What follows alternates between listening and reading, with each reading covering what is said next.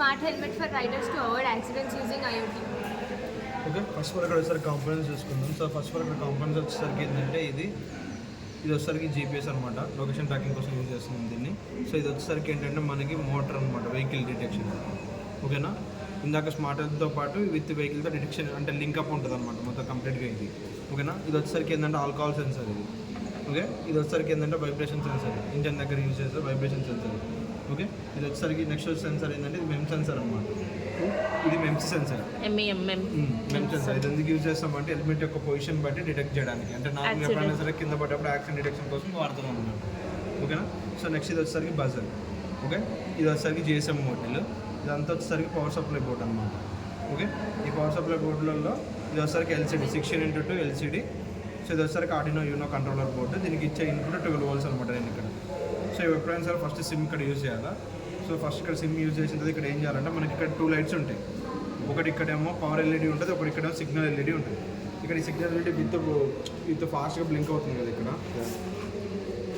ఫాస్ట్గా బ్లింక్ అవుతుంది కదా, అది విత్ డిలే అయితే ఇప్పుడు బ్లింక్ అవుతుంది చూడు. సో అంటే ఇక్కడ చూడు, send A message to mobile number అంటే సిగ్నల్ వచ్చిందనమాట. సో ఈ సిగ్నల్ వచ్చిన తర్వాత ఏం చేయాలంటే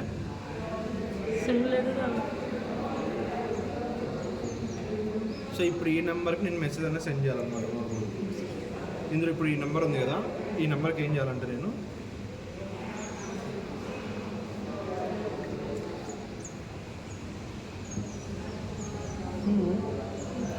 ఇది నెంబర్ ఏది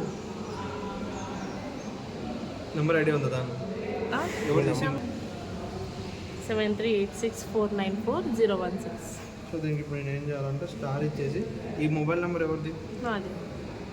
ఇప్పుడు ఈ మొబైల్ ఈ నెంబర్ 96181 181 285 41.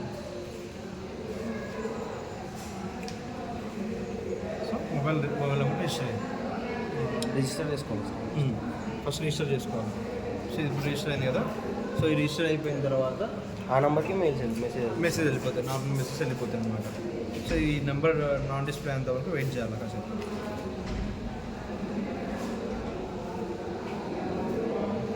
సార్ అంటే ఈ డౌట్స్ ఏమన్నా తర్వాత కలుగుతాం.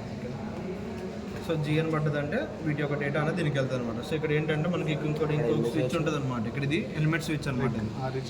ఓకేనా, ఈ హెల్మెట్ స్విచ్ ఎప్పుడు వేర్లోనే ఉండాలి, ఇట్లా పట్టుకొని ఉండాలి.